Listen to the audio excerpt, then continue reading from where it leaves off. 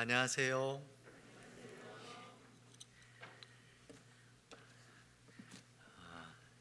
여기 서울 인근을 떠난 지가 몇 년 되다 보니까 어제 올라오는데 이 운전이 좀 어렵더라고요. 그래서 조금 당황스러운 일도 몇 번 있었었는데 그래도 하나님께서 또 잘 여기까지 인도해 주셔가지고 여기 의정부 교회 형제자매님들을 뵙게 되었습니다. 너무 반갑고 좋습니다. 오늘 함께 하나님의 말씀 같이 나누고 귀한 은혜의 시간 되었으면 좋겠습니다. 먼저 하나님께 함께 기도드리겠습니다. 천지의 주제이신 우리의 아버지 하나님, 감사드립니다. 오늘 이곳에 하나님의 말씀을 가지고 방문할 수 있도록 허락해 주셔서 감사드립니다. 아무쪼록 하나님께서 기왕에 허락하신 이 시간을 통해 하나님의 온전하신 뜻, 기뻐하시는 뜻이 무엇인지 다시 한번 마음에 새기는 시간, 그리고 그 하나님의 기뻐하시는 뜻을 따라 살 수 있는 마음, 능력 얻는 시간이 되게 하여 주시옵소서. 이 의정부 지역에 세워주신 이 주님의 몸된 교회 통해서 하나님께서 많은 역사 나타내시기를 원합니다. 함께하여 주시옵소서. 모든 시간 자비로우신 하나님의 인도하심에만 의지하며 우리를 언제나 사랑하시는 예수님 이름으로 기도드렸습니다. 아멘. 시작하는 말씀으로 마태복음 22장 찾겠습니다.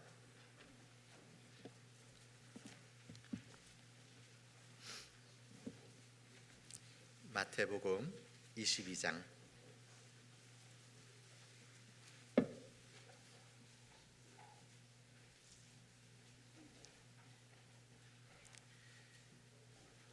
35절부터 40절 말씀입니다.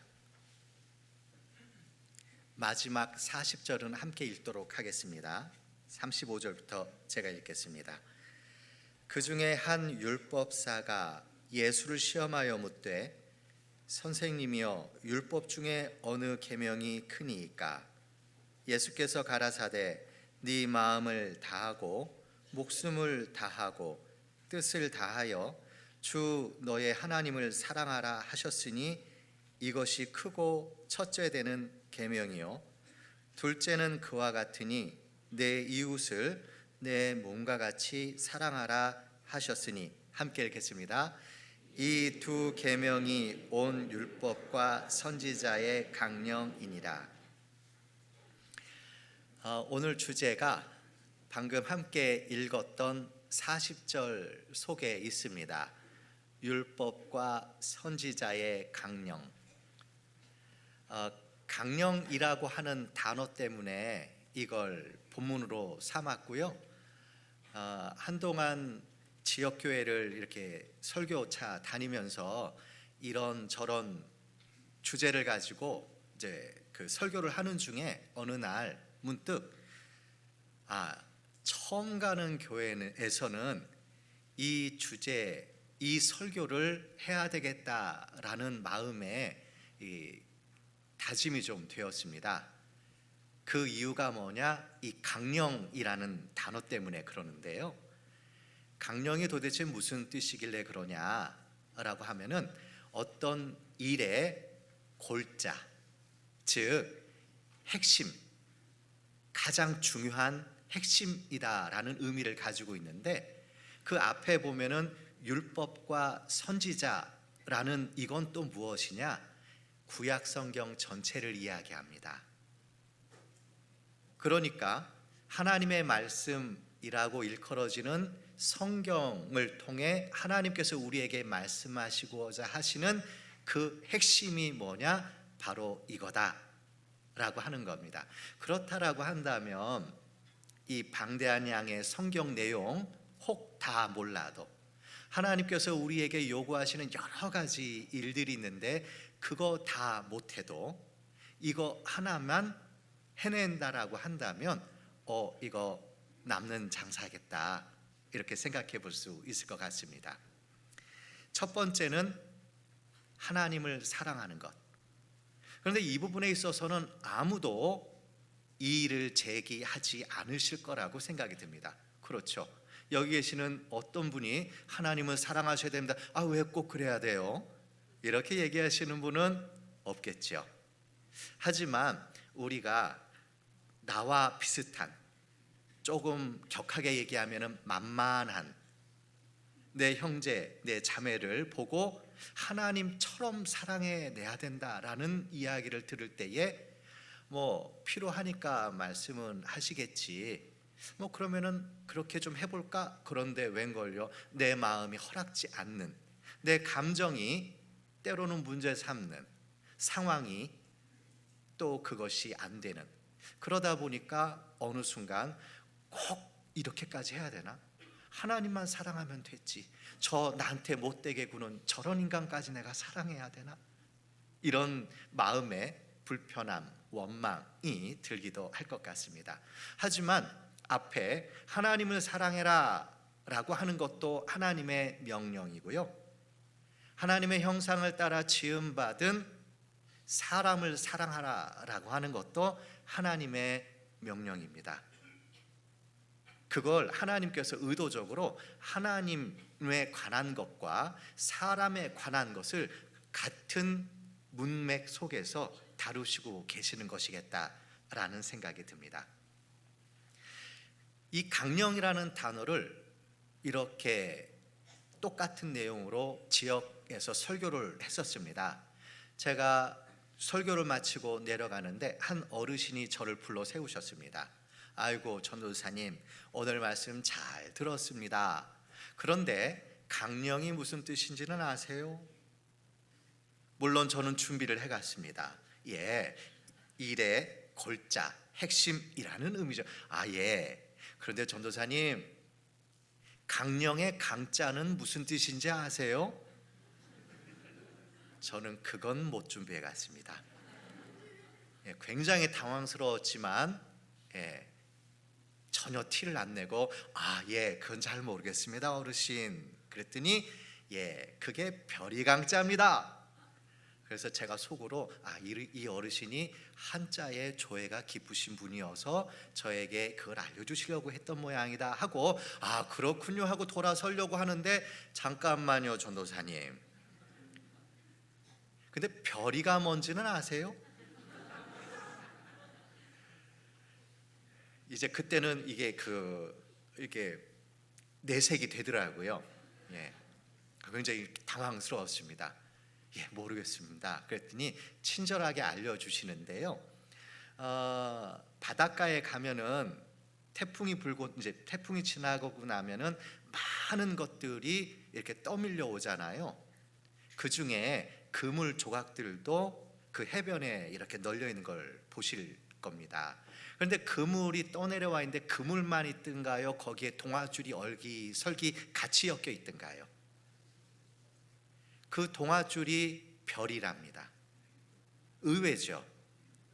그런데 왜 그 그물은 물고기 잡는 것인 걸 분명히 이해하고 있으니까, 근데 왜 그 그물에 왜 꼭 그 동아줄이 같이 엮여 있고 그게 왜 있어야지만 될까? 그 별이가 있어야지만 그 그물을 어부의 뜻대로 펴기도 하고 오므리기도 하고, 그리고 그것을 나중에 배 위로 끌어올려야 되잖아요. 그때 그물이 감당하지 못하는 그 힘을 대신 그 동아줄들이 감당을 해준대요. 그 별이가 없으면 그 그물이 아무리 넓고 촘촘하고 최신 재질 소재로 만들어졌어도 쓸 수가 없대요. 우리가 이 개개인이 아무리 탁월하다 하더라도 우리를 하나로 묶어내는, 우리를 주님의 뜻대로 사용할 수 있는 그게 그때가 좋잖아요. 근데 그게 바로 사랑. 즉 사랑이 없으면 우리가 하나님의 뜻대로 사용될 수가 없고요. 그러면은 하나님은 쓸만한 다른 걸 찾아서 우리를 떠나시게 될 거다. 충격적인 결과까지 우리는 예상해 볼 수 있습니다. 오늘 제가 준비한 또 전해드리려고 하는 내용이 이와 같습니다. 그런데 이 내용을 다루려다 보니까 저 개인적으로도 또한 다른 분들도 여러 가지 사랑에 대한 오해를 하고 있구나라고 하는 걸 알게 됐습니다. 첫 번째, 여기 보면은 39절에 둘째는 그와 같으니 내 이웃을 내 몸과 같이 사랑하라. 그래, 네 이웃을 사랑하는데 너가 너를 사랑하는 것처럼 사랑해. 그래서 저는 굉장히 안심이 됐습니다. 왜냐하면 저는 태어나서 지금까지 저를 사랑한 적이 한 번도 없었거든요. 그러면은 좀 쉽겠다. 처음에 너무 겁먹었네. 그런데 제가 로마서를 읽다가 문득 네 원수가 줄이거든 먹이고 네 원수가 벗었거든 입히고, 이 말씀을 듣는데 그게 원수를 사랑해라 라는 말씀하고 이렇게 연관이 되면서 내가 나를 제일 사랑했었구나. 왜요? 제가 추운 사정은 다른 사람은 몰라도 저는 확실히 알겠더라고요. 왜냐, 제가 추위를 많이 타요. 그러니까 좀 춥다 그러면은 장롱에서 제일 먼저 옷을 꺼내서 챙겨 입는 건 나였었고요. 제가 어느 날 배가 출출해요. 다른 사람은 제가 배고픈지 어쩐지 목마른지 어쩐지 아무도 몰라요. 그런데 저는 제 사정 다 알잖아요. 그러니까 제가 찾아서 먹고 챙겨 먹고 또 먹고, 내가 나 진짜 사랑했었구나. 어느 날 컨디션이 조금 안 좋더니 으실으실 머리에 열이 나는 것 같습니다. 저하고 한 침상을 쓰고 있는 자매도 그 사정을 몰라요. 근데 제가 먼저 왜 이러지? 어쩌면은 하나님께서 우리에게 요구하시는 너가 너를 사랑하는 것처럼 너희 주위에 있는 형제 자매를 그와 같이 살피라고.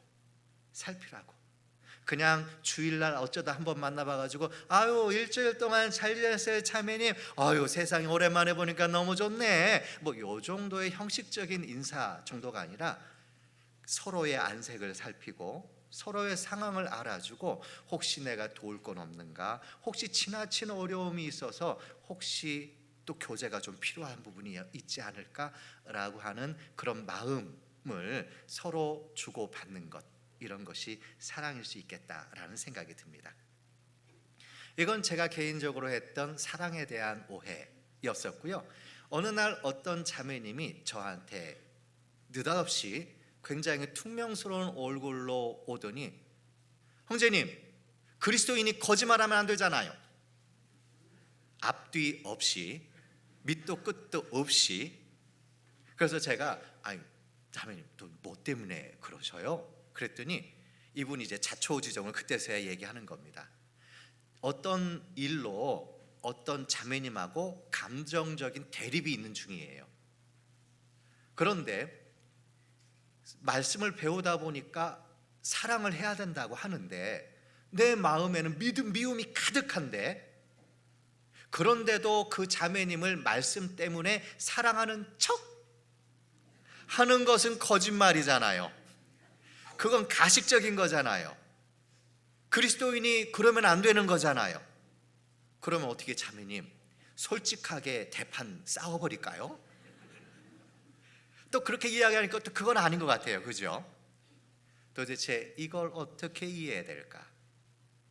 그래서 여기 보면은 여기 잠깐 손가락 껴놓고 갈라디아서, 에베소서, 빌립보서, 갈라디아서 5장입니다.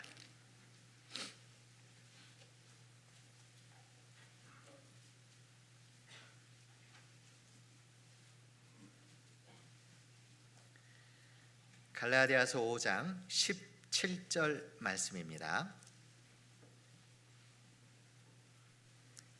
함께 읽겠습니다.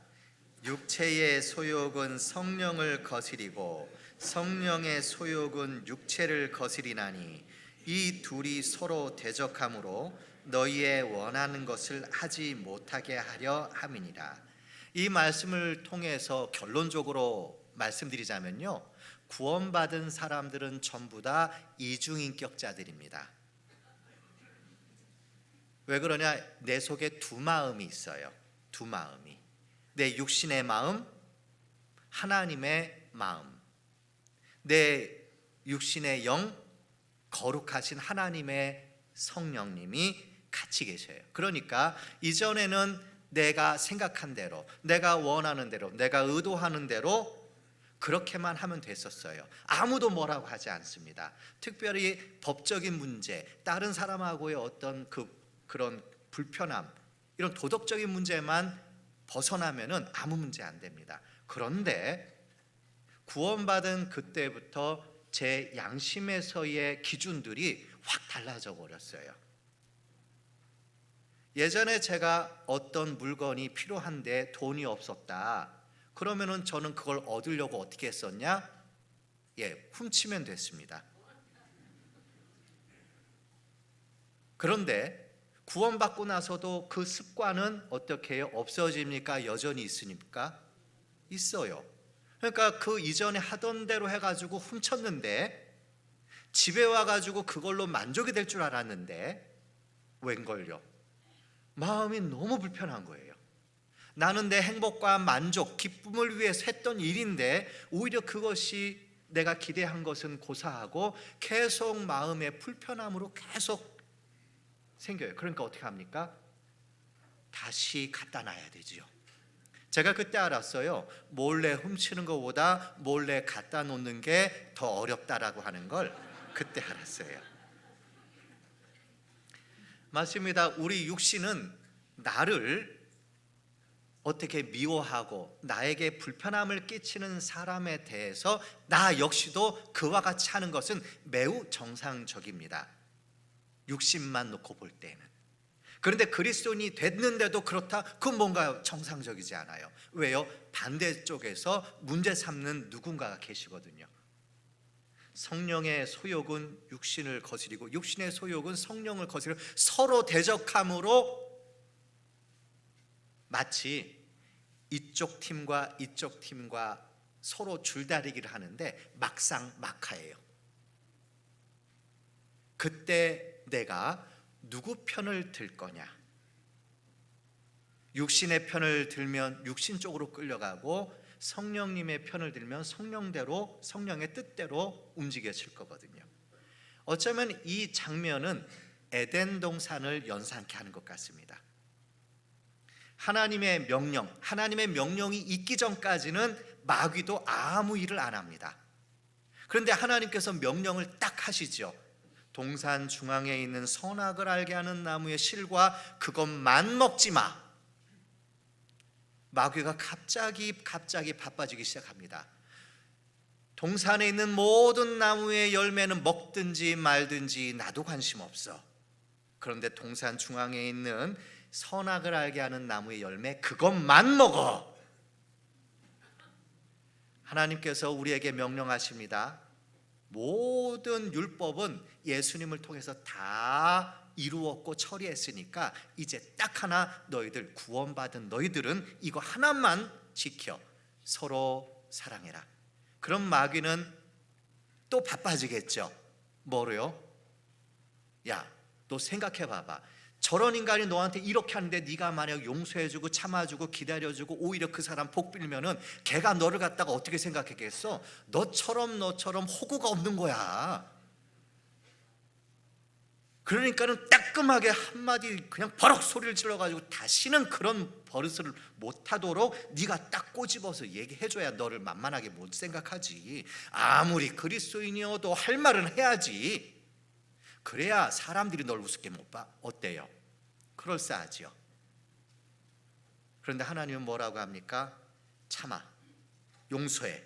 그래서 마태복음 6장에 보면 주기도문이 있습니다. 거기에 중요한 내용이 하나 있죠.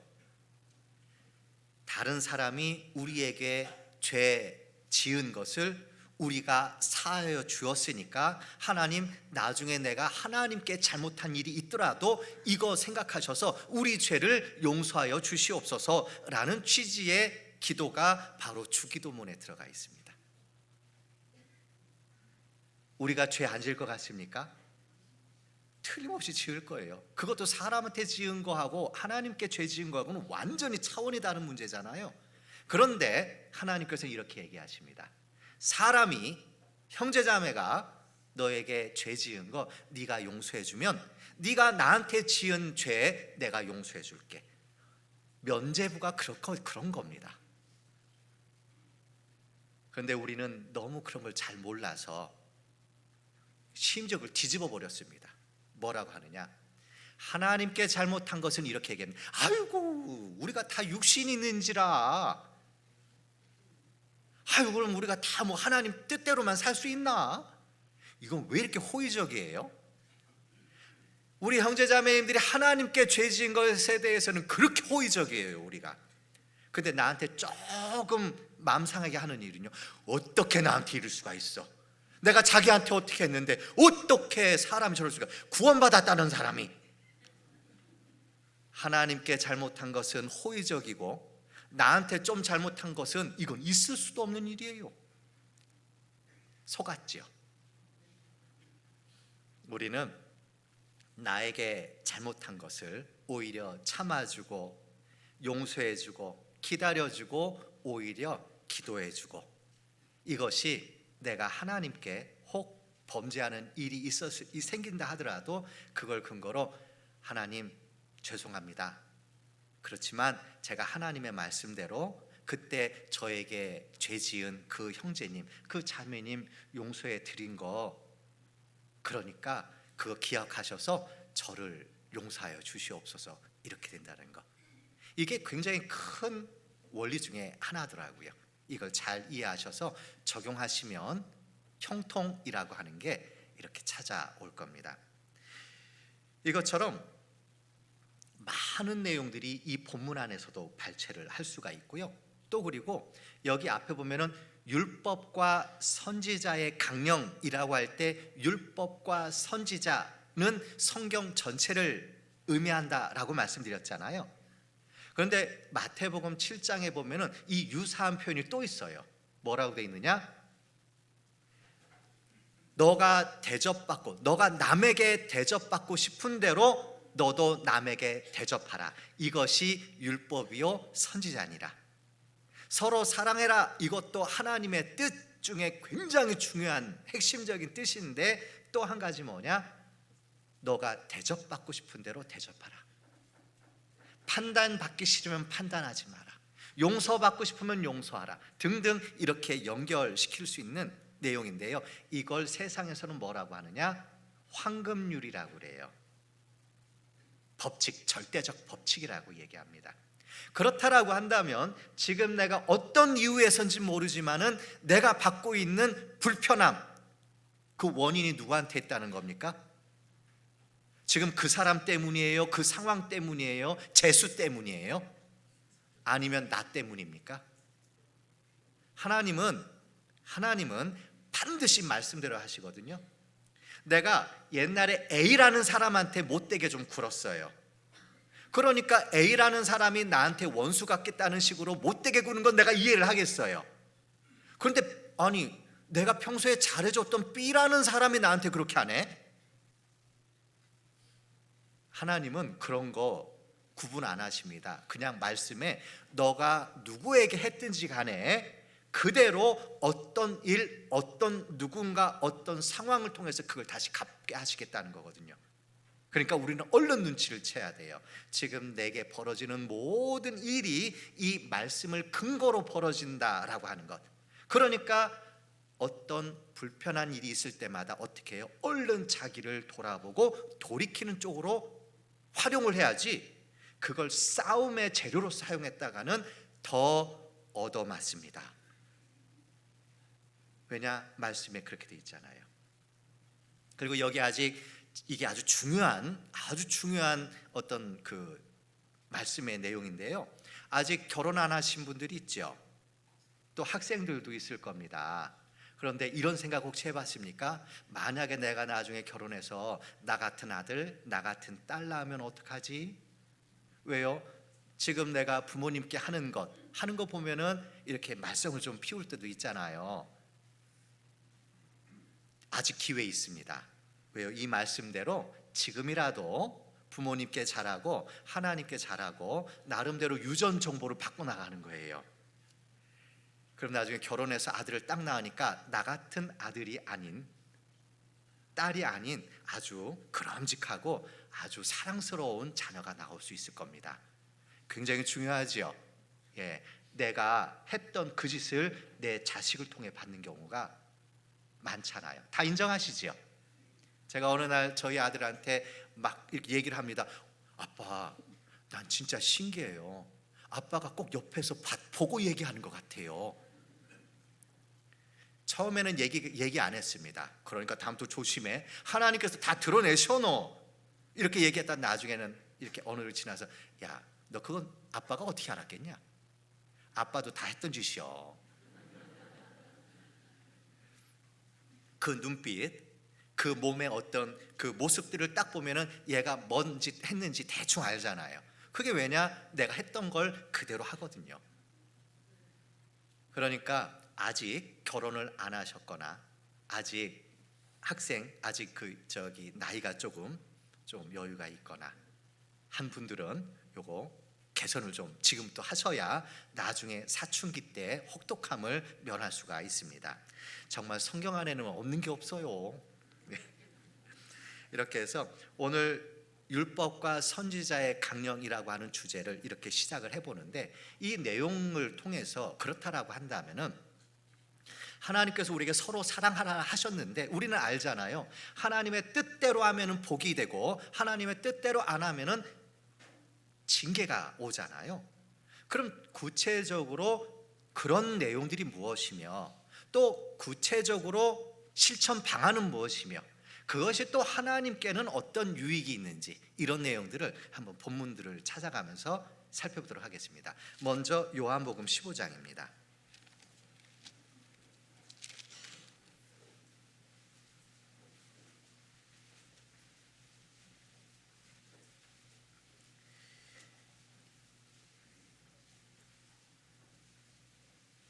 요한복음 15장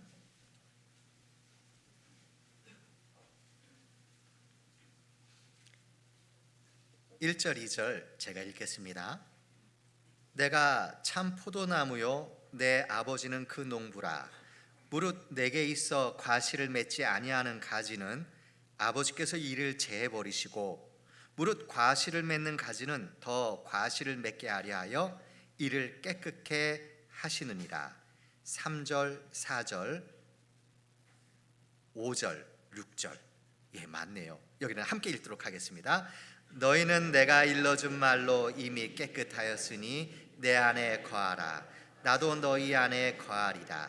가지가 포도나무에 붙어있지 아니하면 절로 과실을 맺을 수 없음 같이 너희도 내 안에 있지 아니하면 그러하리라.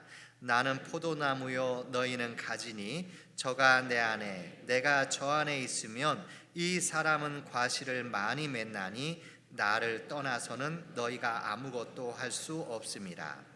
사람이 내 안에 거하지 아니하면 가지처럼 밖에 버리워 말라지나니 사람이 이것을 모아다가 불에 던져 사르느니라. 예.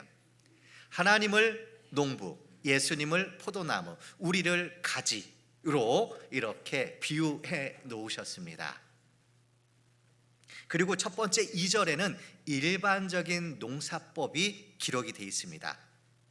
열매 맺는 가지는 더 열매 맺도록 관리를 해주시고 열매를 맺지 않는 가지는 쓸데없이 양분만 뺏어 먹으니까 잘라버리겠다.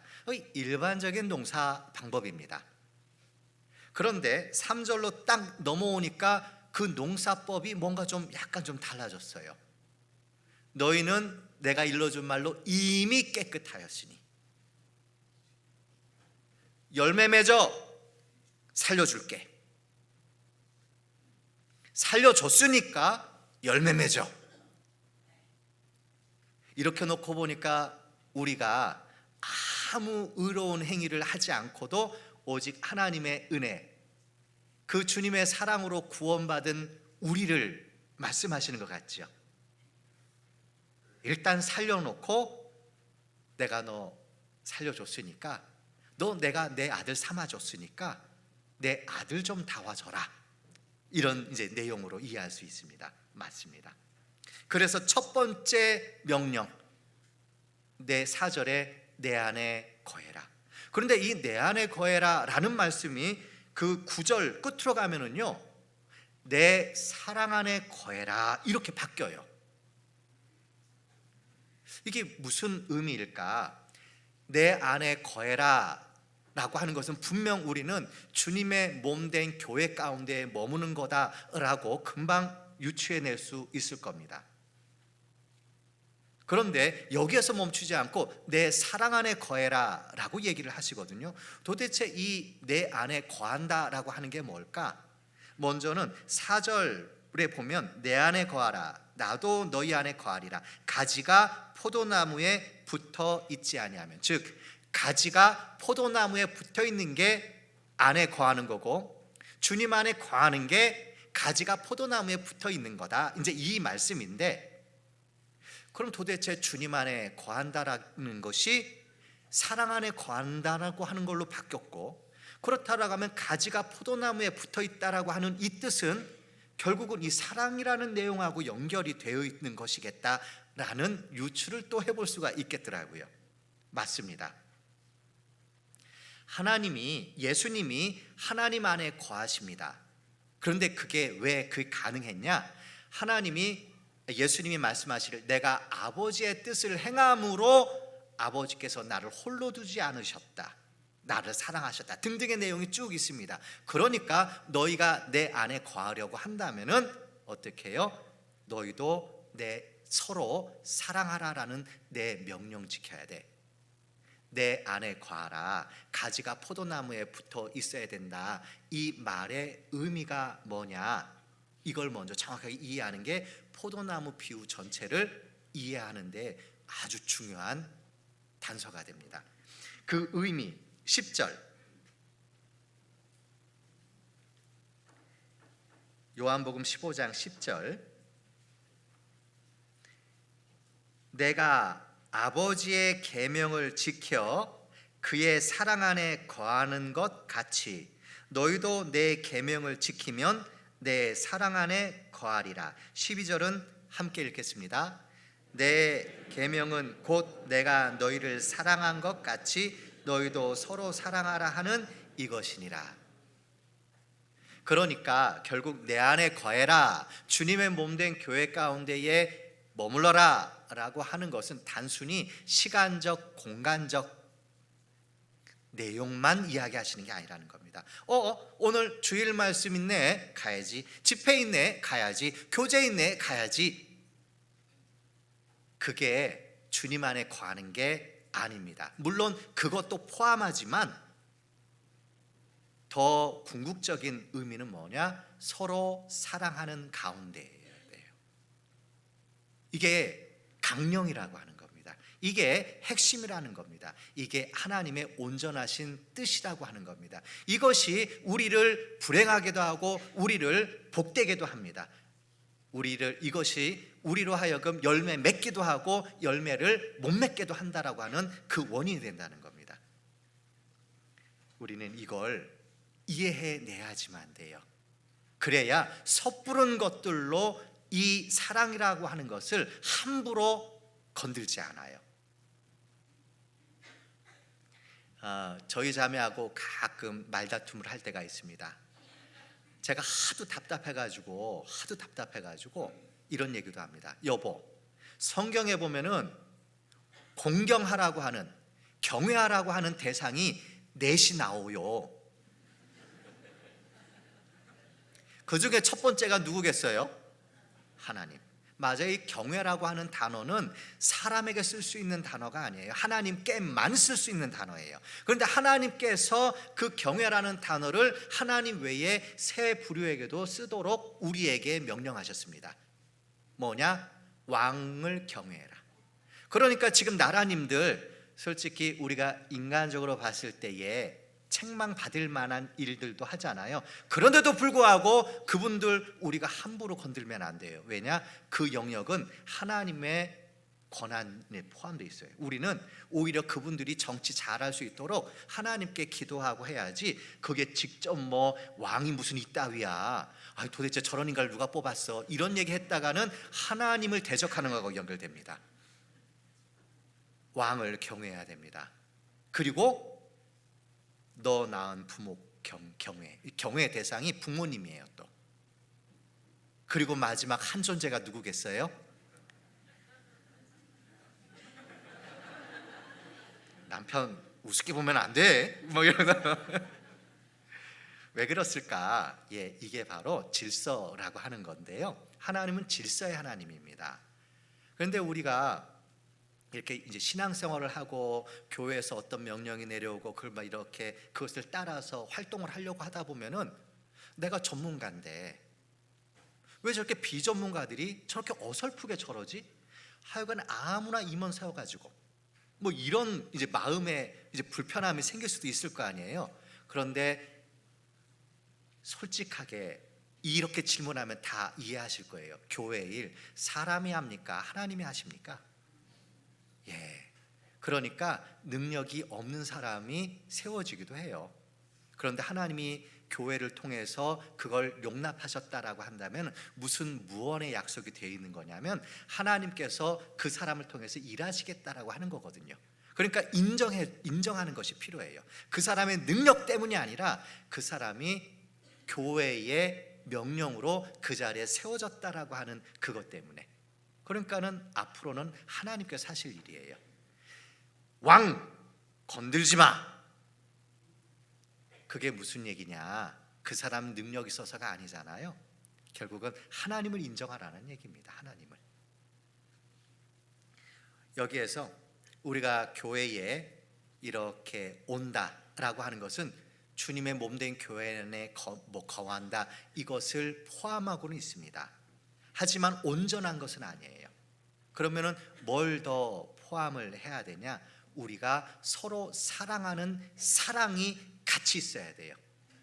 그래야지만 여기에 모이는 활동, 봉사하는 데에 허비되는 수고, 나름대로 이 건물을 짓기 위해서 지금까지 지갑을 열었던 그 모든 허비가 하나님에 의해서 귀하게 사용될 수 있다는 겁니다. 그런데 사랑이 빠져버리면 쓸데없다 이렇게 돼버리는 거예요. 그게 바로 가지가 포도나무에 붙어 있다라고 하는 겁니다. 이건 명령이라고 했죠. 하나님의 명령은 반드시 대가가 따릅니다. 대가가. 그 명령에 순종했을 때에 순종의 대가가 있고요, 불순종했을 때에 불순종의 대가가 있습니다. 뭐부터 말씀드릴까요?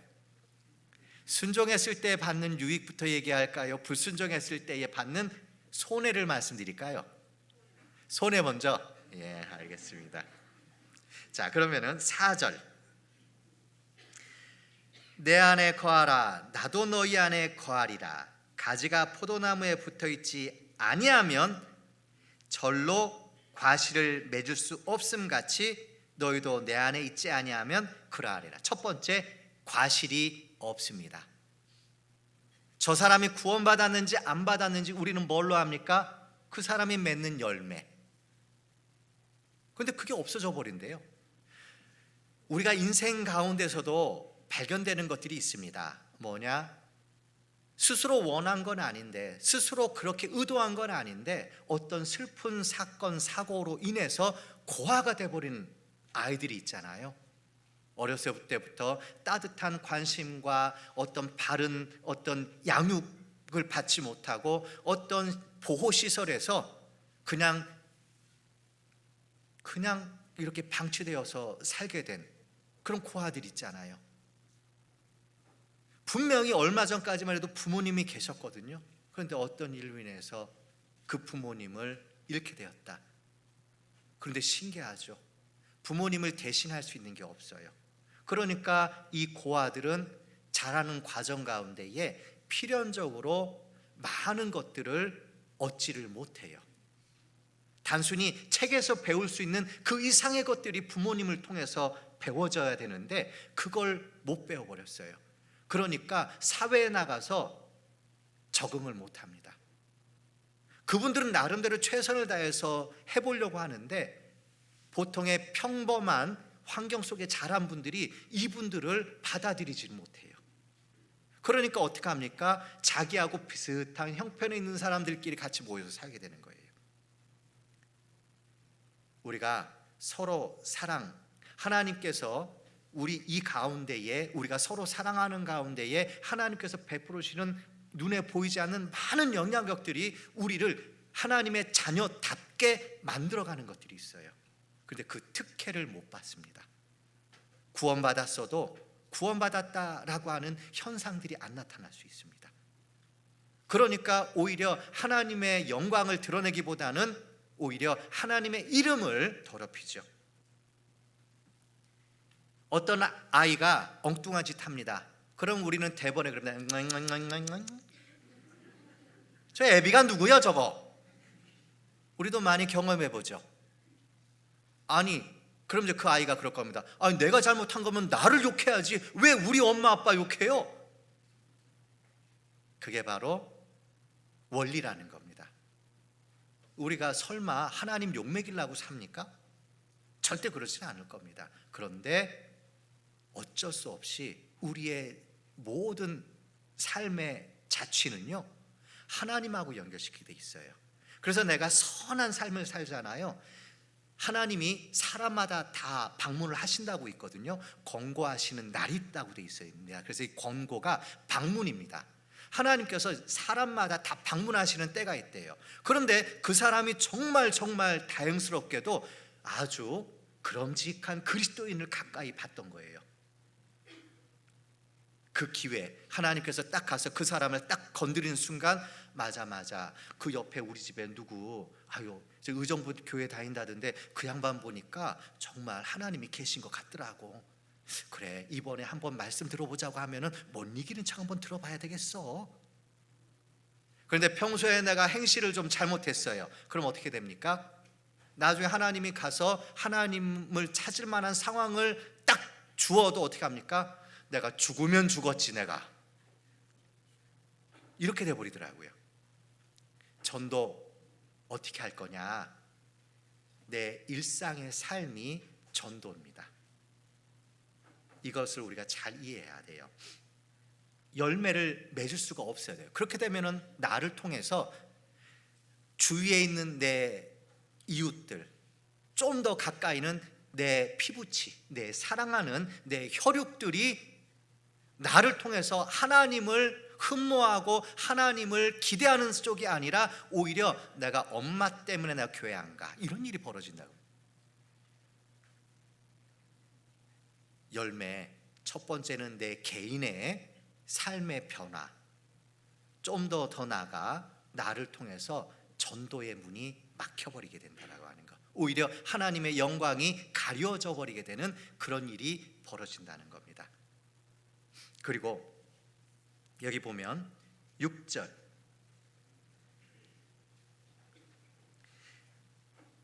사람이 내 안에 거하지 아니하면 가지처럼 밖에 버리워 말라지나니, 함께 읽겠습니다. 사람들이 이것을 모아다가 불에 던져 사르느니라.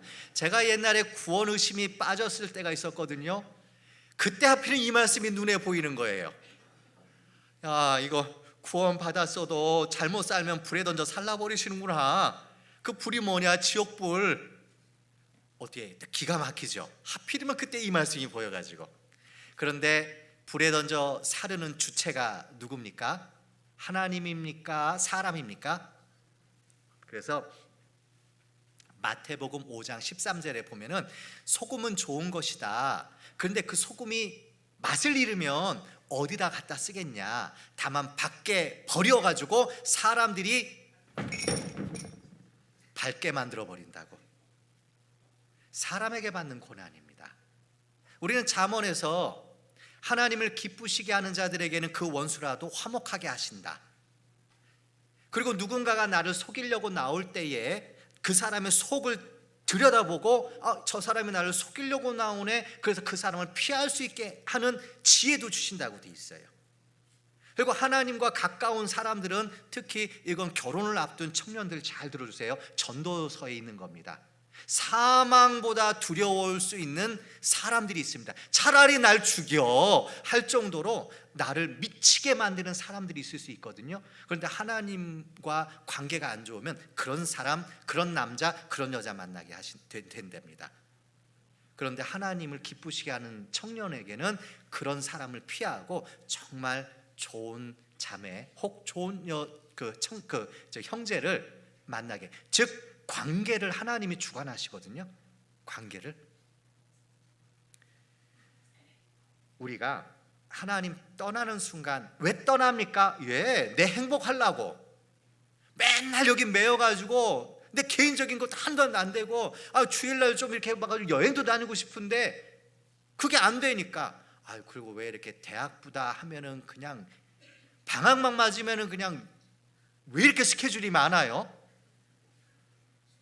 그러니까 난 답답해서 미치겠어요. 그러니까 슬그머니 그러다 보니까 자연스럽게 눈에 들어오는 아가씨도 만나고, 눈에 들어오는 그 청년 남자도 만나고, 그러다 보니까 절대 그럴 마음은 아니었는데 그게 갑자기 급진되면서 나중에 어떻게 마음이 양보되냐? 전도하면 되지.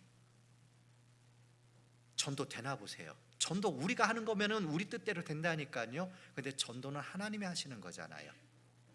그러니까 부모님도 어떻게 해요? 싸워봐야 시끄럽고 이기지도 못할 것 같으니까 어떻게 살짝 양보해가지고 어떻게, 그래, 그러니까 이보게 김서방, 기왕 그렇게 된 거 결혼 전까지 꼭 말씀 듣고 구원 받으시게 되나 보라고요.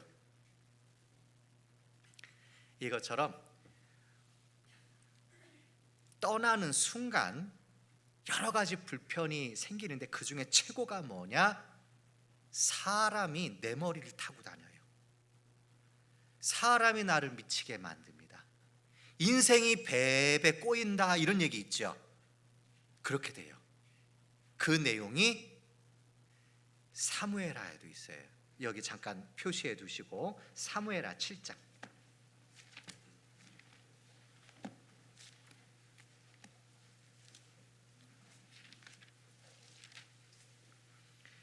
구약 473쪽 정도에 있을 것 같습니다. 사무엘하 7장 14절 15절 말씀입니다. 14절만 함께 읽겠습니다. 나는 그 아비가 되고 그 내 아들이 되리니 저가 만일 죄를 범하면 내가 사람 막대기와 인생 채찍으로 징계하려니와.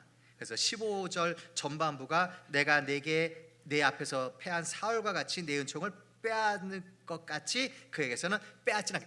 즉 혼은 내는데, 정신 차리도록 때리긴 하는데 내가 버리진 않을 거야.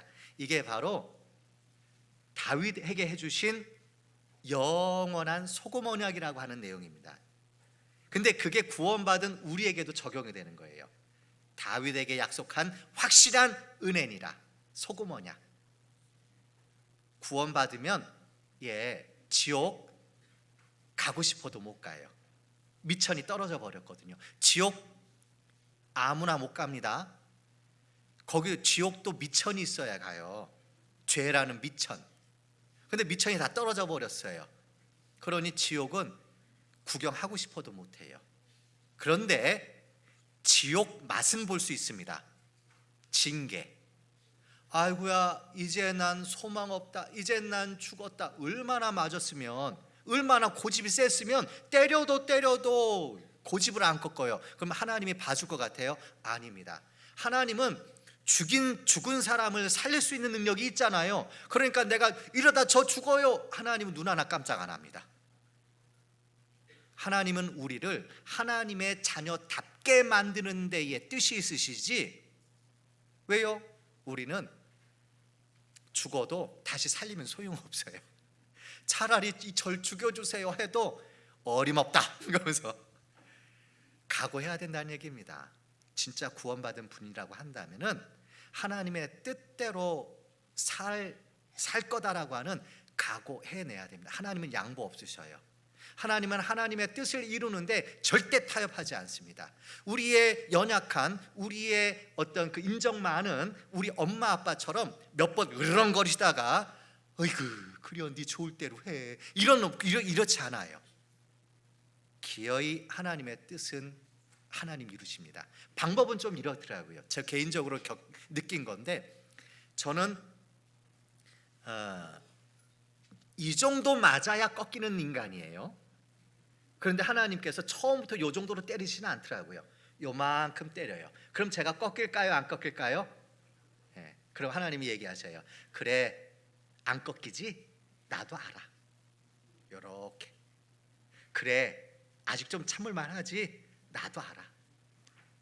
그래 조금 힘들지만 아직까지 네 자존심까지 내려놓을 만큼은 아니지? 그래 알아. 이렇게. 아이고 이젠 죽겠다 할 때까지 하나님께서 경고 계속 하셔요. 기어이 여기까지 안 오고 얼른 하나님 알았어요 죄송해요, 이게 지혜지요. 저는 다행히 겁쟁입니다. 그래서 요 정도면, 대신에 이게 또 여기까지 안 맞아 보니까 그런지 버릇이 완전히 고쳐지지는 않아서 그런지 또 자주 쟁을 떨긴 떨더라고요. 어떤 분은 진짜 고집이 세가지고요 여기까지 버텨버리는 분들이 있더라고요. 그런데 한번 꺾이고 나니까는 다시는 그 행동을 또 안 하시더라고요. 아, 일장일단이 있구나. 그러니까 잠언에 보면은 의인은 7번 넘어져도 어떻게 돼요? 다시. 하나님이 그러십니다. 우리가 우리의 어떤 모습들을 하나님의 자녀답게 만들기 위해서 우리를 아주 매섭게 몰아가실 때가 있거든요. 때로는 그것 때문에 제가 이제는 못하겠다 하고 들어 누우려고 할 때에는 잠깐 치우시는 것 같아요. 그래서 조금 다시 정신 차리고 아무 일 없던 듯이 되면은 자 다시 하자. 왜 나한테 비슷한 일이 일정한 간격으로 계속 생기는 걸까? 그렇다고 여러 가지 문제가 한꺼번에 터지는 예는 별로 없더라고요. 그냥 비슷한 일이 어떤 일정 간격을 두고 또 생겼다가 사라졌다가 또 생겼다가 사라졌다가, 이 일이 불편하니까 제가 옆 동네 다른 교회로 이사를 갔어요. 그랬더니 그 일은 그대로 따라와요. 이 일을 피해서 왔는데, 그래서 가끔 목사님 제가요 이런 부분이 있어서 제가 다른 지역 교회로 좀 이사를 좀 가려고 합니다. 여기서는 신앙생활 어려울 것 같아요. 그럼 제가 이렇게 교제해 드립니다. 그러셔요? 이사 가시는 건 자유인데요 그 문제 해결하고 이사 가세요. 안 그러면은 이삿짐에 그 일도 따라갑니다. 그리고 더 커집니다. 그러니까 여기서 훈련받고 됐다 싶으면 그때 가세요. 우스개 같지만은 우리 가운데에 이런 일들이 많아요. 아마 많이들 겪고 계실 거라고 생각이 듭니다. 이것처럼 하나님께서 우리의 버릇, 아직 하나님 자녀의 수준에 미치지 못한 것을 그렇게 고쳐내시려고 돕는 도움이 뭐냐? 인생 채찍, 사람 막대기입니다. 진짜 사람한테 당해보니까 이만한 게 없어요. 정말 집요하게 밑도 끝도 없이 내가 잘해도, 내가 성질 내도, 선물을 줘도, 도망을 가도 집요하게 나만 쫓아다니면서 나를 갖다 미치게 만드는데 방법이 없어요. 세상 사람 같으면 이때 쓰는 방법이 자살이에요. 악플, 집요하게 어떤 악의적인 악플 달잖아요. 처음에는 버틸만해요. 기분 나빴나 보네. 그래, 이거 좋게 받아들이면 오히려 내 이렇게 그 어떤 연예인 생활에 도움도 되겠지. 근데 웬걸요? 이래도 악플 저래도 악플, 그러니까 미치겠다라더니 나중에 우울증, 공황장애, 이내 얼마 후에 부고 소식이 뜹니다. 사람한테 시달리는 거. 그러니까 나중에 시편에 보면은 구설의 다툼에서 저를 보호하여 주시옵소서. 남의 입에 오르내린다라고 하는 게 얼마나 무서운지 모릅니다. 그러니까 거꾸로 내가 지금 함부로 어떤 분들 감정적인 관계 때문에 여기 가서 그 사람 욕하고 저기 가서 비방하고 하는 거 있잖아요. 이거 살인죄예요. 우린 참 재밌어요. 술 먹는 죄가 커요, 형제 미워하는 죄가 커요? 그런데 술 먹는 건 우리는 뭐라고 합니까? 저 형제 구원받은 거 맞아? 어떻게 구원받았다는 사람이 술을 먹어? 그런데 우리 가끔 다른 분들 막 흉보고 하는 건 어떻게 해요? 그렇게 재밌잖아요. 뱃속 깊이 내려간다고 그랬거든요. 참 이번에 그 과학기술이 좋아지다 보니까 속으로 이렇게 위 내시경 찍은 거 나오잖아요. 그러니까 어떻게 합니까? 위가 이만큼 늘어났어요. 얼마나 먹었는지. 그런데 마시는 게 또 나오니까 어떻게 해요? 꾸물럭 하더니 쭉 늘어나가지고 빈 공간 만들어주잖아요. 뱃속 깊이 내려간다는 게 그겁니다. 그렇게 달고 고소해요. 근데 그게 살인죄라고요.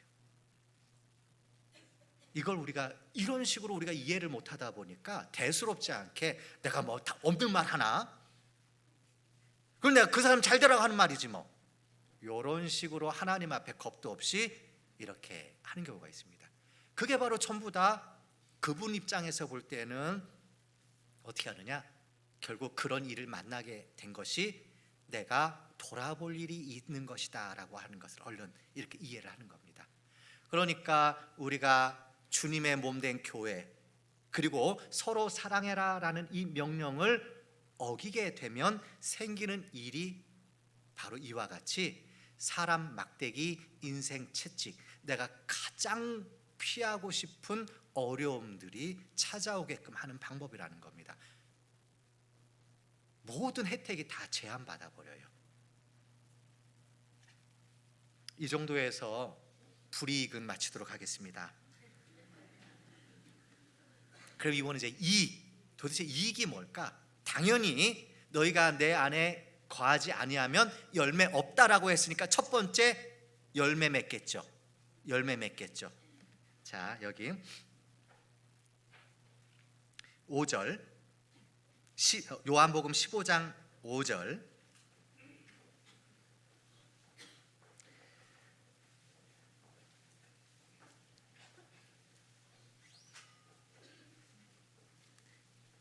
요한복음 15장 5절 나는 포도나무요 너희는 가지니 저가 내 안에 내가 저 안에 있으면 이 사람은 어떻게 해요?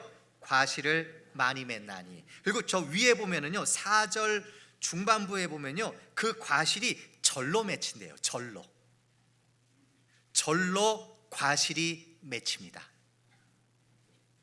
가지는 장소를 제공하는 겁니다. 열매가 맺히는 장소를 제공하는 거예요.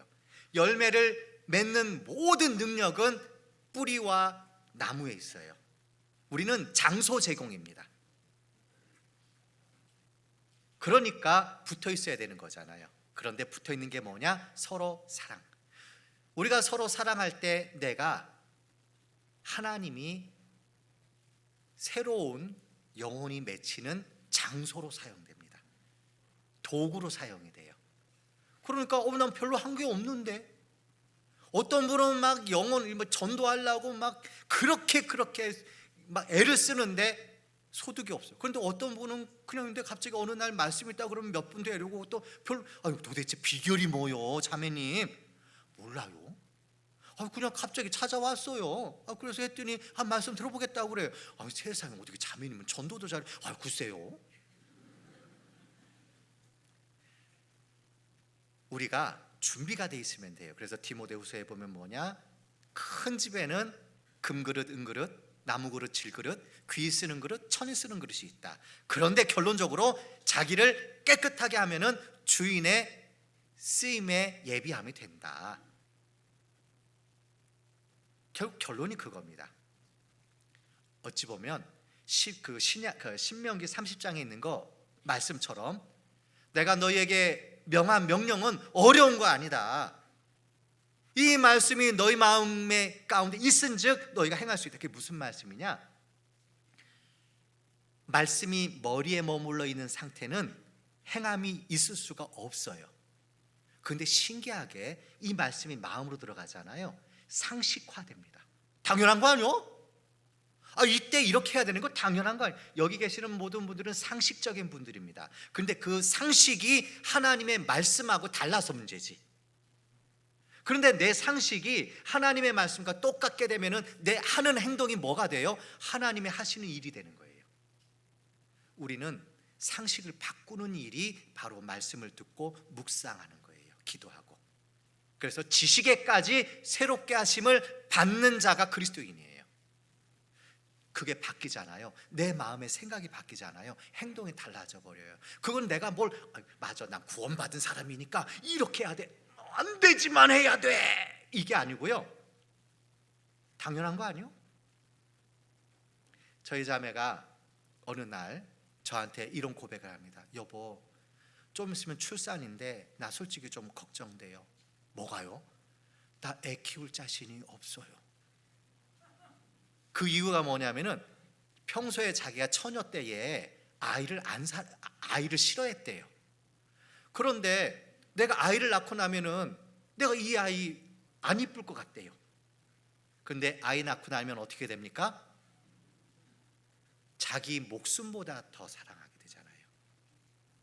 다른 능력이 아닌 겁니다. 그냥 그게 생기는 거예요. 그러니까는 자기 목숨을 버려서라도 사랑하게 되는, 이게 챙기는 거예요. 자기가 아파가지고 막 해도 애가 저기서 울면은요, 자기 아픈 건 거들떠 보지도 않고 달려가가지고 젖물리고 오는 게 엄마들이잖아요. 우리 마음 가운데에 하나님의 사랑이 심기면, 하나님의 말씀이 심기면 할 수 있느니라, 이렇게 돼요. 그렇다라고 한다면 우리는 어쩌면 신앙생활을 잘 하기 위해서는 첫 번째가 뭘까요? 말씀을 마음에 품는 거예요. 품는 거. 그런 활동들이 듣는 거, 이해하는 거, 묵상하는 거, 그 과정을 통해서 내 마음에 심기게 되죠. 그러면은 너희도 할 수 있느니라. 어떤 영어 교재에 보니까 야, 너도 할 수 있어, 이런 거 있던데 성경도 똑같습니다. 그러니까 말씀 없이 신앙 생활하는 것은 100% 자기의입니다. 가끔 어떤 분들 그러잖아요. 난 말씀 듣는 건 잘 모르겠고 나 진짜 봉사만 열심히 할게. 대단히 위험한 분입니다. 말을 하려면 하나님의 말씀을 하는 것 같이 하고, 봉사하려면 하나님의 주시는 능력으로 하는 것 같이 해라. 둘 다 말씀이 들어가야지만 할 수 있는 활동들이어서 그래요. 그러니까 이제 구원받은 분들 적응시키겠다고 이리저리 끌고 다니면서 봉사시키려고 하는 노력보다는 최우선 말씀을 어떤 태도로 들어야 되는지, 말씀을 어떻게 묵상해야 되는지, 말씀과 관련되는 교제를 해드리는 게 최고 중요하죠. 어쨌든 오늘 주제로 다시 돌아가서 사랑, 결국은 이 서로 사랑할 때에 열매를 맺게 된다. 이건 내가 맺는 게 아니라 하나님께서 맺게 하신다. 그러니까 절로 과실을 맺는다. 이렇게 됩니다. 아직 구원 못 받은 자녀들 있지요.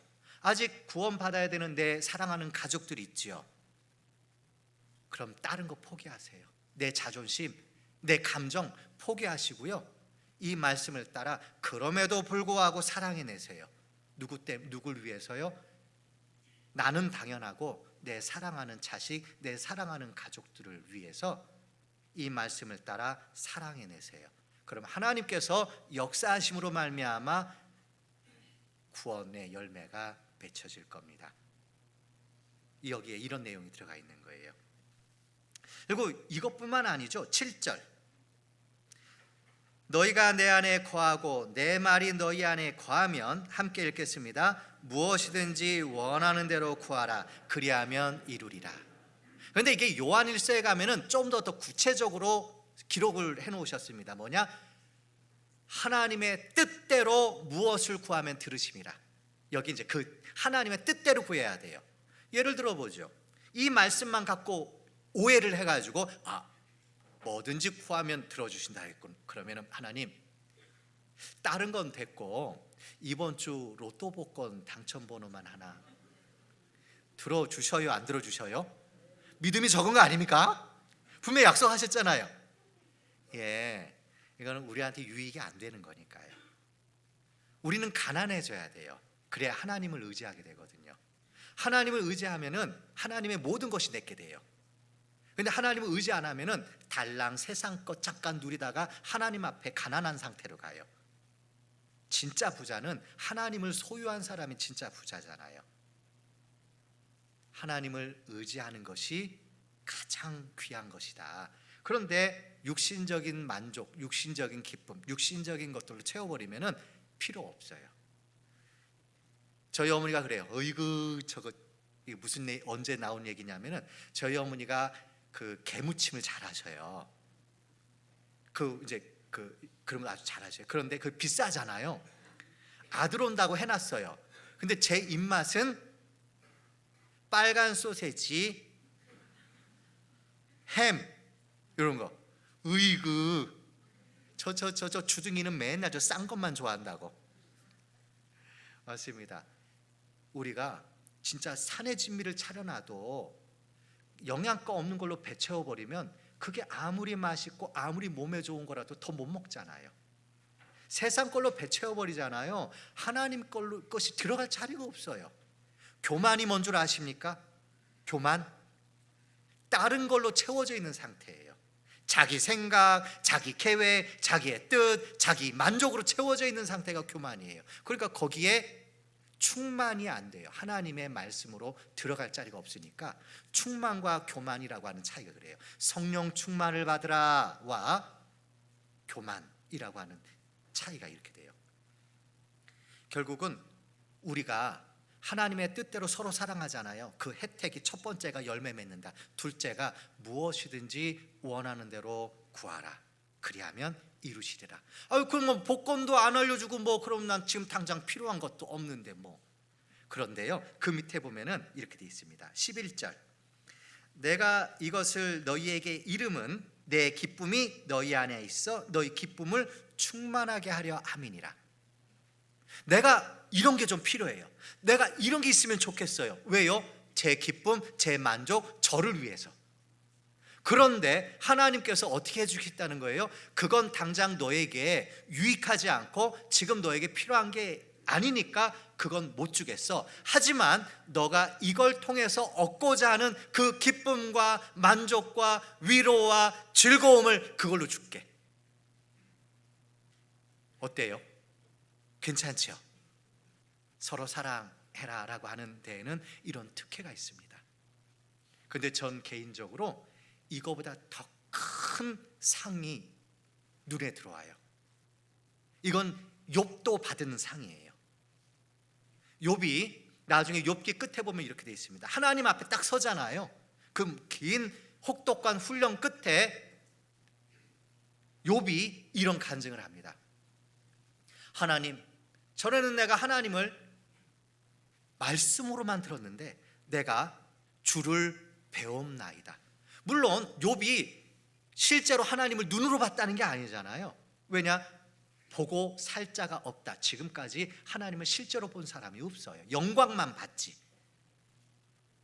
욥이 하나님의 영광을 봤어요.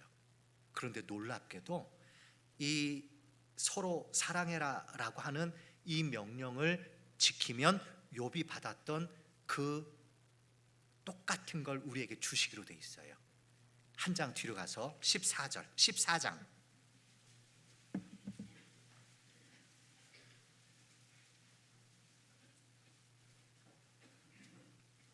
14장 21절.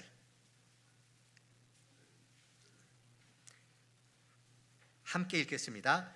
나의 계명을 가지고 지키는 자라야 나를 사랑하는 자니 나를 사랑하는 자는 내 아버지께 사랑을 받을 것이요 나도 그를 사랑하여 그에게 나를 나타내리라. 딴 건 혹 좀 아쉬워도 혹 좀 불편해도 다른 것은 양보할 수 있을 것 같아요. 그런데 하나님이 나와 함께 하시네. 그냥 망상이 아니라 나 혼자 그냥 그렇게 위로하는 게 아니라 실제로 하나님께서 그걸 인지게 해주신 결과로서 하나님이 내 곁에 계시네 느껴진다면 어떨 것 같아요? 다윗이 시편에 이처럼 얘기합니다. 사망의 음침한 골짜기로 다닐지라도 해를 두려워하지 않을 것은 주께서 나와 함께 하심이라. 다윗도 그거 느꼈거든요. 망상이 아닙니다. 이 시대 여러 가지로 어려운 시대입니다. 왜냐? 주님 오실 날이 가까워져서 그래요. 그런데 이때에 어떻게 내 마음을 지키고 이런 어려운 가운데에 신앙 그리고 마음의 평강 그 모든 걸 지키고 살 겁니까? 예, 주께서 나와 함께 하신다라고 하는 것이 딱 있잖아요.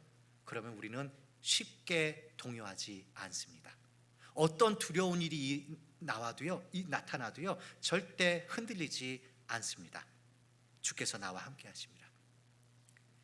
비근한 예로 저희 어머니를 예를 들어보죠. 저희 어머니가 어느 날 새벽에 어디를 급하게 가실 일이 있었나 봐요. 그런데 왜 저를 깨워 업고 가시는지 모르겠어요. 제가 뭔 도움이 된다고. 그런데 나중에 이해가 됐습니다. 서로 의지가 되는 거예요. 그 새벽, 그 조명 하나 없는 그 시골길을 갔다가 그 산, 제가 태어난 곳이 저기 전남 광양군 옥료면 추살리 외산 산주소예요. 산주소. 골짜기예요. 그러니까 딱 한 발짝 나서면은 어떻게 합니까? 음습한 산이에요. 혼자 다니기 진짜 무서울 거 아니에요. 그런데 나를 갖다 깨워 이렇게 업고 가시는 거예요. 저 쬐그만 어린애를.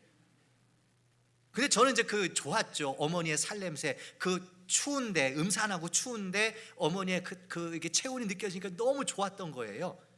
그래도 커서 생각하니까 근데 왜 나를 업고 가셨을까? 이해가 됐습니다. 예, 서로 의지가 되는 거예요. 제가 산을 무서워해요. 근데 이 산이 이상해요. 밖에서 약수를 떨어 가잖아요. 그러면은 좀 옆에서 볼 때는 조용한 것 같아요. 그런데 그 약수터로 향하는 오솔길로 한 발짝만 딱 들었으면 쓱쓱 막 그래요. 얼마나 무서운지 막 이쪽 나무 뒤에서 뭐가 으악 하고 막 나올 것만 같고 그냥 심장마비 걸릴 것 같아요. 그런데 그때 무엇이 필요합니까? 건장한 남자요? 예, 멧돼지가 나와도 그냥 맨손으로 때려잡을 수 있을 것 같은 건장한 남자가 있으면 의지가 됩니까? 아닙니다. 요만한 똥강아지 하나만 있어도요 그 오솔길이 가지더라니까요. 참 우습지요. 그런데 내 옆에 창조주 하나님이 계신다라고 하는 게 실제로 그게 확신 가운데 느껴진다? 무서울 게 뭐가 있겠어요? 못할 게 뭐가 있겠습니까? 아쉬울 게 뭐가 있겠습니까? 아낄 게 없어져 버려요. 우리가 서로 사랑할 때에 우리에게 주시는 혜택, 저는 이걸 가장 크게 생각합니다. 내가 너에게 나를 나타내리라. 그러니까 여기서 손해보는 것들, 육신적으로 손해보는 어떤 것도 이거하고 견줄 수가 없잖아요. 이거 손해보시면 안 돼요. 그래야 이 세상을 살아가는데도 힘이 되고 그리고 나를 통해서 내 사랑하는 가족들도 살아나가게 되죠. 조금 더 하고 싶지만 벌써 12시 14분이에요. 큰일 났네. 2주제가 더 남았는데 고린도전서 13장 어쩔 수 없이 속성으로 넘어가도록 하겠습니다.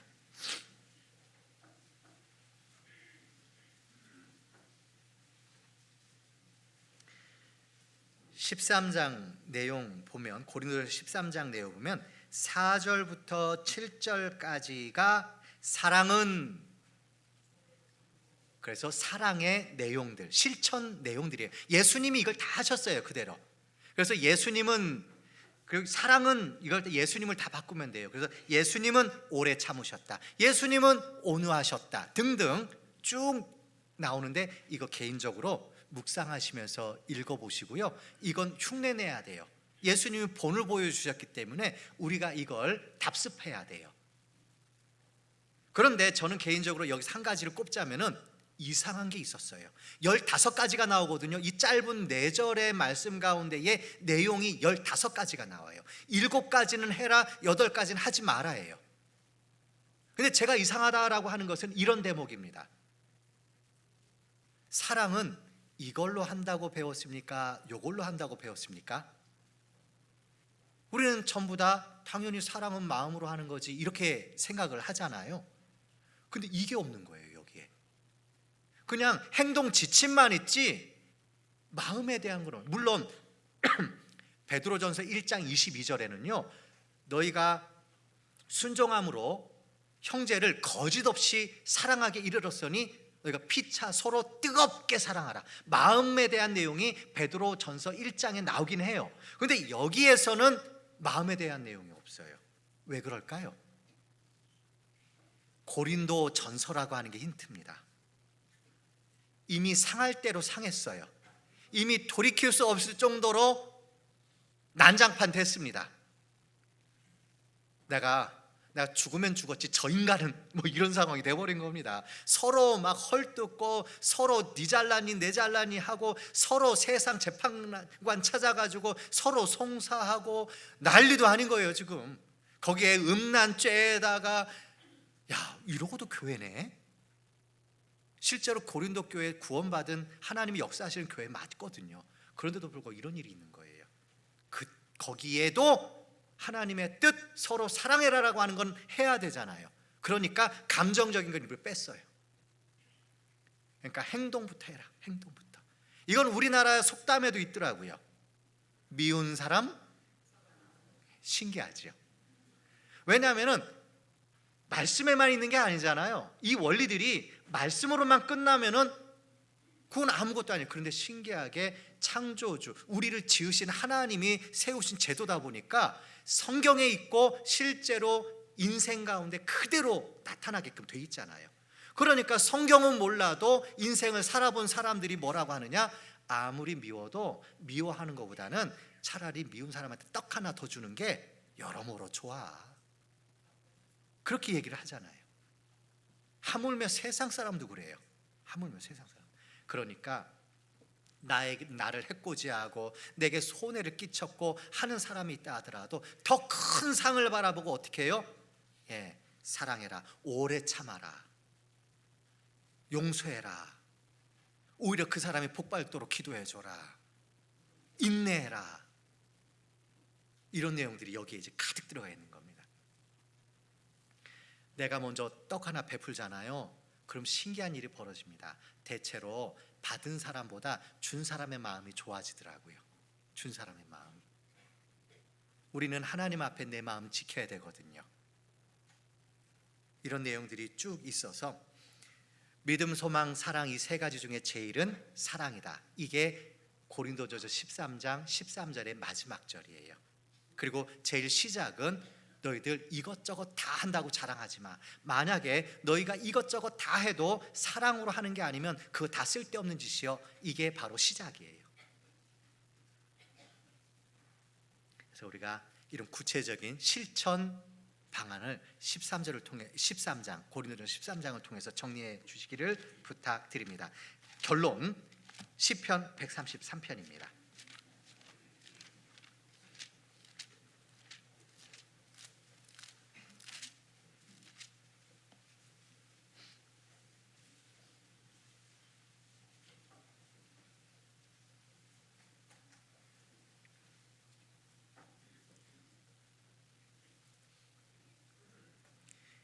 시편 133편, 매우 초급한 상황이지만 함께 읽도록 하겠습니다. 형제가 연합하여 동거하며 어찌 그리 선하고 아름다운고, 머리에 있는 보배로운 기름이 수염 곧 아론의 수염에 흘러서 그 옷깃까지 내림 같고, 헐몬의 이슬이 시온의 산들에 내림 같도다. 거기서 여호와께서 복을 명하셨나니 곧 영생이로다.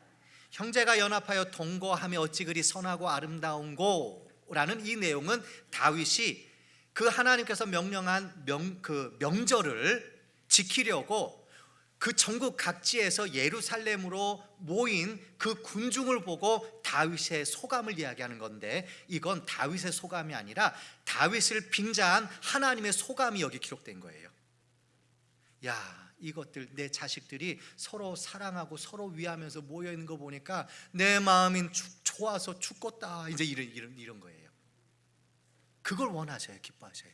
그냥 단순히 모여있는 게 아니라 서로 사랑, 서로 함께하는 거, 합력하는 거, 하나님의 뜻으로 함께 마음같이 하고 뜻같이 하고 힘같이 하고 사랑 가운데 하는 게 하나님을 못 견디게 좋아서 못 견디게 만드는 거라는 겁니다. 그리고 두 번째, 머리에 있는 보배로운 기름이 수염 곧 아론의 수염에 흘러서 옷깃까지 내린 같다라고 하는 것은, 이건 레위기에 레위기 8장에 보면은 하나님께서 사람과 하나님이 함께 거하기 위해서는 죄 문제를 해결해야 되잖아요.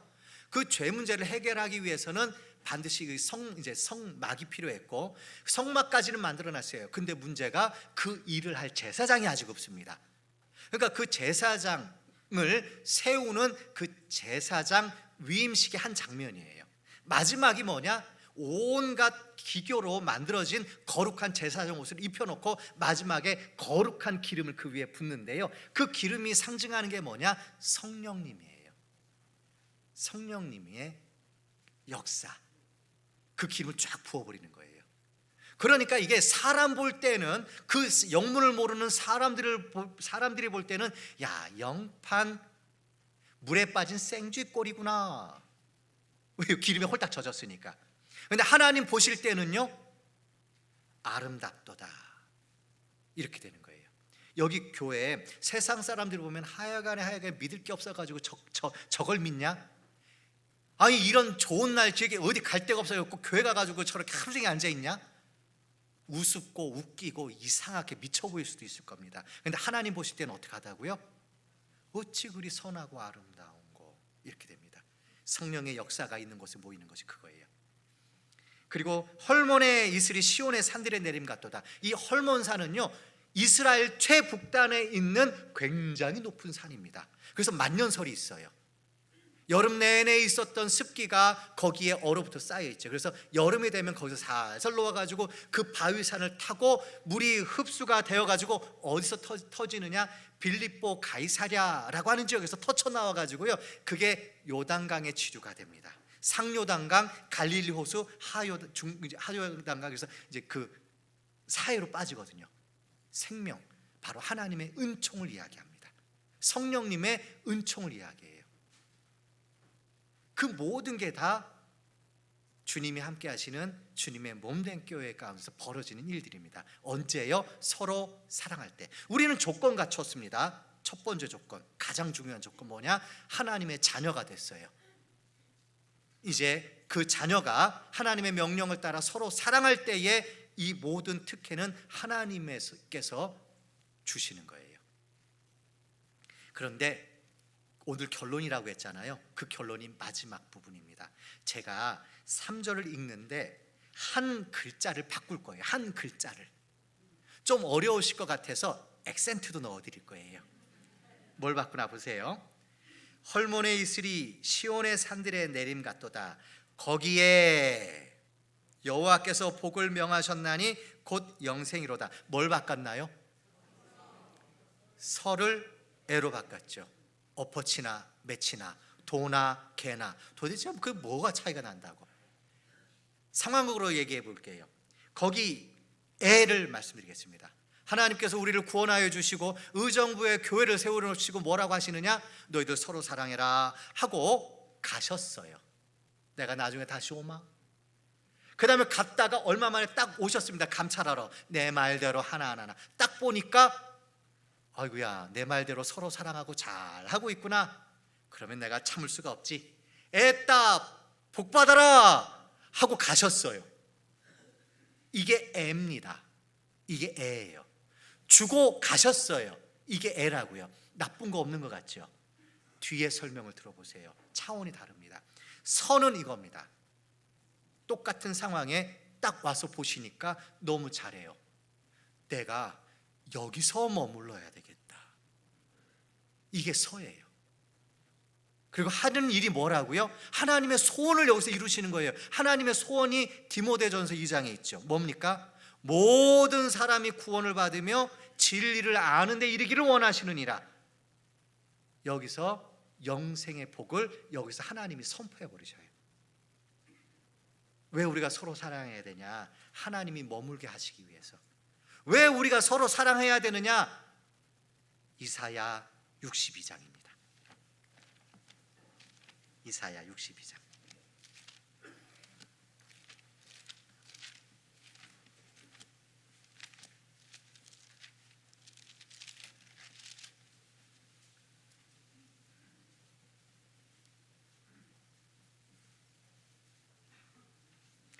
이사야 62장 6절 7절입니다.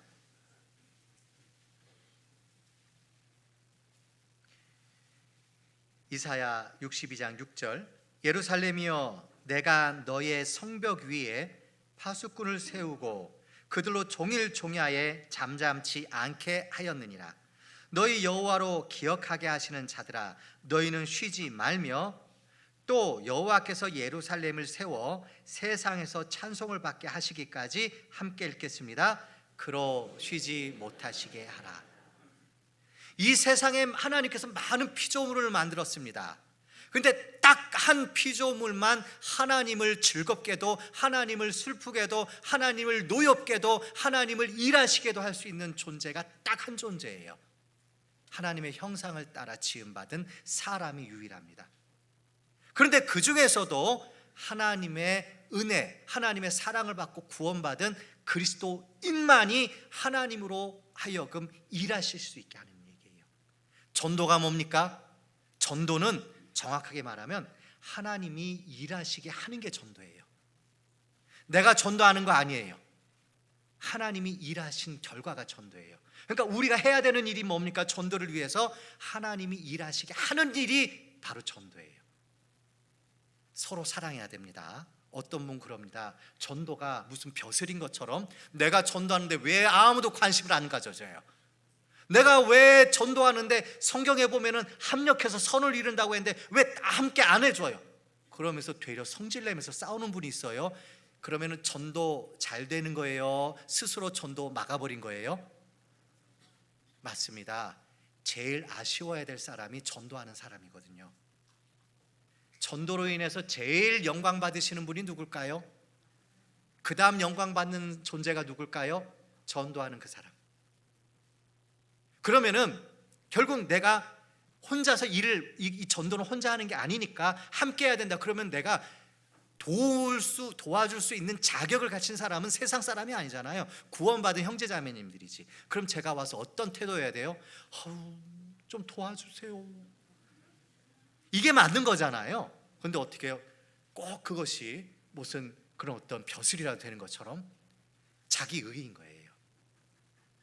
이걸 이해하셔야 됩니다. 그래야 우리가 전도를 겸손하고 서로 합력하고 서로 사랑하는 가운데 이루어지거든요. 오히려 전도하다가 싸워버리고 전도하다가 오히려 그냥 분란이 일어나버리고 이상해요. 그게 마귀 작전이어서 그래요. 이것처럼 우리는 마귀가 여러 곳에 하나님 뜻이 아닌 걸 깔아놨어요. 근데 우리가 눈치를 못 채요. 히브리서 12장에 보면 징계에 대한 내용이 나옵니다. 그래서 하나님의 자녀들에게는 반드시 징계가 있다. 근데 하나님의 징계가 없는 사람은 누구라고요? 사생자.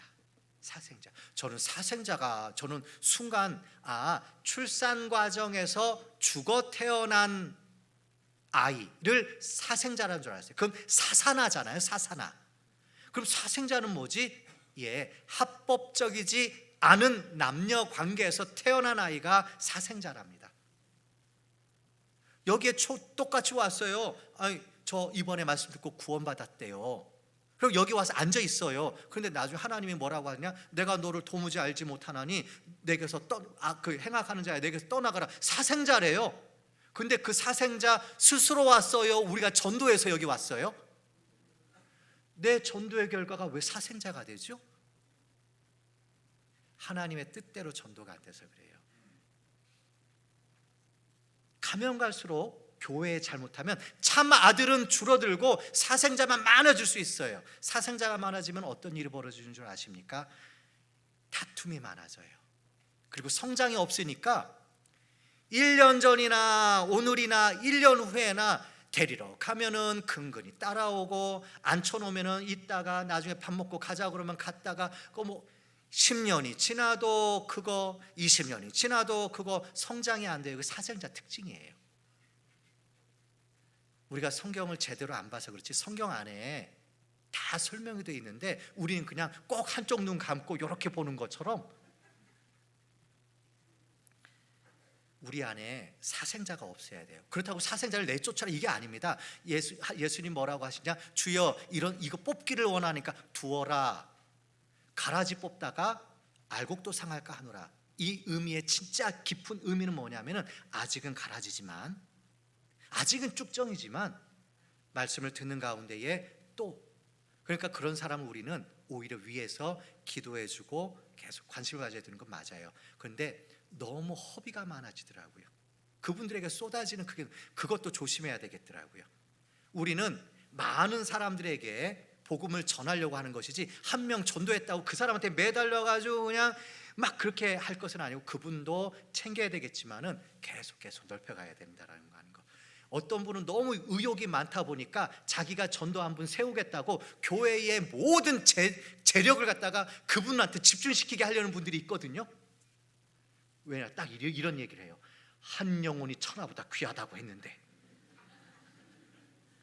영혼한테 관심이 없어. 그러면서 자기 중심의 그런 생각을 하는 거예요.